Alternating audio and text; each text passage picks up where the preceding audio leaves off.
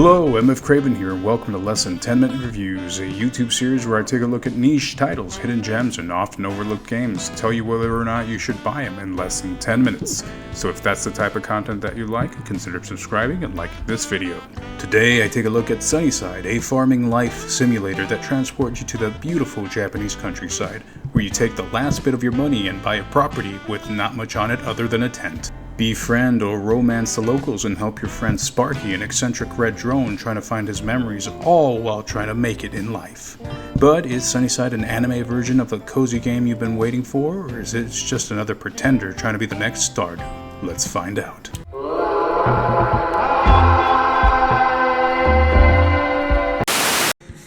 Graphics, sound, and art style. There's a pseudo-anime art style mixed with a graphic novel that initially drew me in.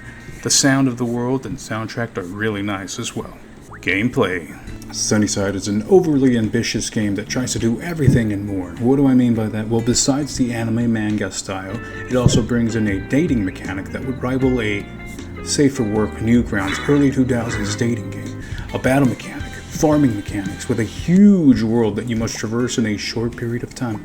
And to be completely fair, you can always just adjust the time to extend the day, but I digress. Playing the story, you're sort of thrusted into meeting everyone that resides in SunnySide to help you manage. You have a cell phone with a dozen helpful apps, from looking at your journal for missions and town infos, tutorials, a drone that you use to take pictures and build on your farmstead, a vehicle app that spawns your vehicles, a cookbook app, a battle planner, a map app, and the social networking of the world, Squirrel I Am, where you contact everyone.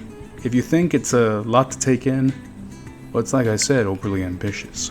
But it's not exactly thrusted all at you at once. See, 'cause different mechanics trickle in as you go. Dating others or hanging out is easy. There's not really much room for failure, as even the girl who works at the hospital and constantly bullies me slides into my DMs, and she likes nudes. A popular restaurant in the city. Talking to people on the street or hanging out is the best way of unlocking new dialogue with characters. While not all can be dateable, they still will provide with charming conversations. The battle mechanic has to be my least favorite of the bunch, and I wish they used the resources that they used on that to fill in quality of life improvements all around. See, you're given a battle planner app that you can open booster packs in and have attacks on pretty much the same NPC underground, where you go through a maze in which you gain little bits of the map as you go through the dungeon. The more rare the card you pull, the more damage you do. There's also a paper, scissors, rocks battle mechanic, but the only real reason to go down there in the mines is to gather some minerals. They've been the reason I can eat anything other than the berries that I usually forage.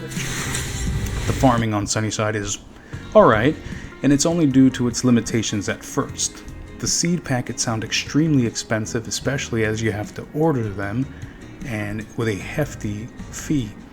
At first, the raccoons and foxes are always eating your crops as well, unless you have protection around your crops or a dog/cat in your grounds. But that's honestly a glitch mess that started working for me after the third patch out of nowhere.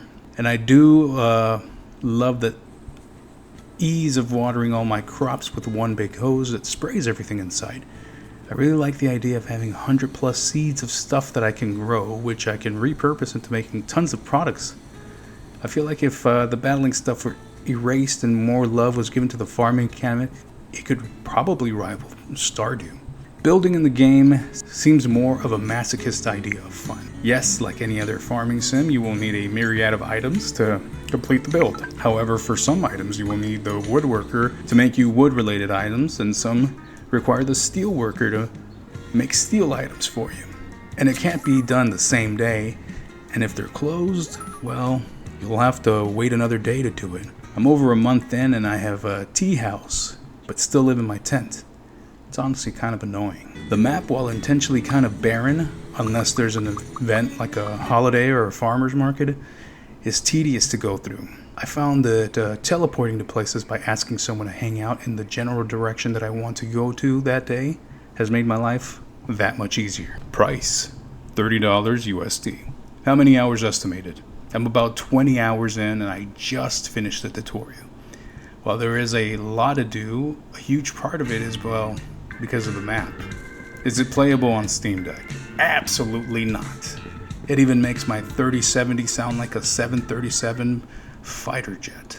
Final thoughts. There's certainly a lot I love in the game. There are times I can fully immerse myself into the world, and while on a date with Blake or Hanako, or just go fishing for a while, selling my stuff at the farmer's market, living off the land, going to all the events and buying some takoyaki, or anything else from the vendors selling food there. Just take the countryside and relax, you know.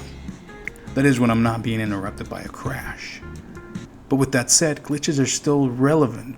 Playing with the controller makes the experience a lot harder, as you will still have to switch to keyboard to get unstuck or to accept an item.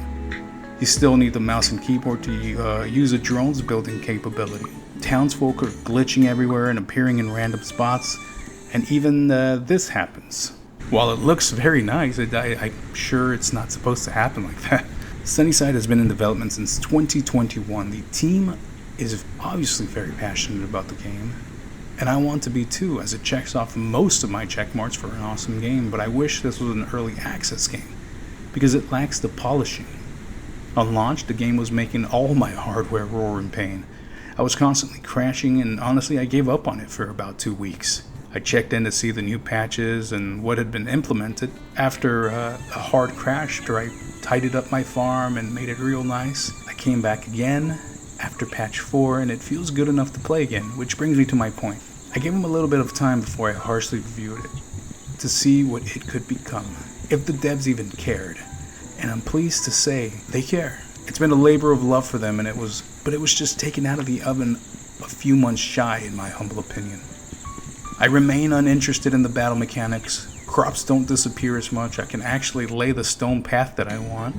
It has much better optimization, and I haven't had a crash in the 4 hours that I did a gameplay test post patch 4. So imagine what a few more patches can do for the game. I will thumb it up, because it seems like the devs were kind of strong-armed into releasing it too early, but they're doing their absolute best to fix the problems that we care about. But in good conscience, I can't possibly recommend it as a buy it now. There are more complete farming sims for much cheaper, and you can marry your love interest in those games. You can't do that in one of these, for those of you that think it's a big deal. As of July 10th, 2024, it's a wait for sale.